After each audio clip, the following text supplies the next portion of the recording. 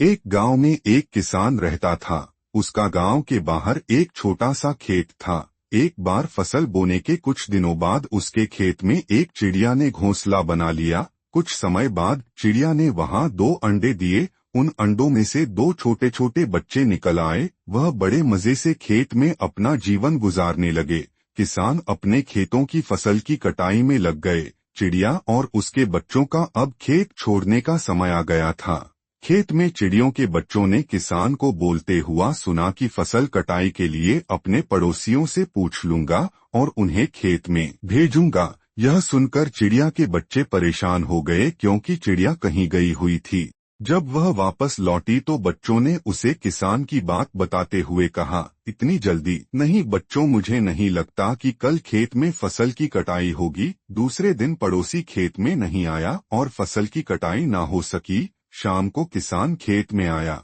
उसने देखा कि पड़ोसी तो नहीं आया। ऐसा करता हूँ, कल अपने किसी रिश्तेदार को भेज देता हूँ। किसान की यह बात सुनकर चिड़िया बोली, तुम लोग चिंता मत करो, आज रात हमें जाने की जरूरत नहीं है।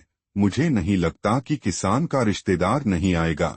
ऐसा ही हुआ और किसान का रिश्तेदार अगले दिन खेत नहीं पहुंचा। चिड़िया की हर बात सही हो रही थी। अगली शाम किसान जब खेत आया तो खेत की वही स्थिति देख गुस्सा होने लगा। यह लोग तो कहने के बाद भी कटाई के लिए आते नहीं हैं। कल मैं खुद आकर फसल की कटाई शुरू करूंगा। चिड़िया के बच्चों ने किसान की यह बात भी सुन ली। अपनी माँ को जब उन्होंने यह बताया तो वह बोली, अब समय आ गया है यह खेत छोड़ने का। चिड़िया की यह बात को सुनकर दोनों बच्चे हैरान थे कि इस बार ऐसा क्या है जो माँ खेत छोड़ने को तैयार है।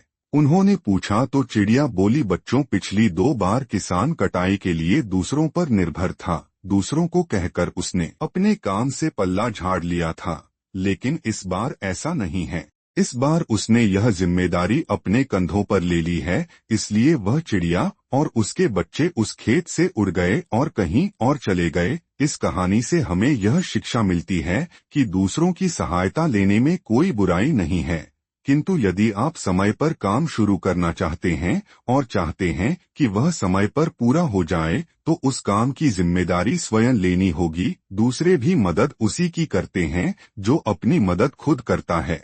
कहानी अच्छी लगी हो तो कहानी को लाइक करें, कमेंट करें और वीडियो को शेयर करें और चैनल को सब्सक्राइब करें।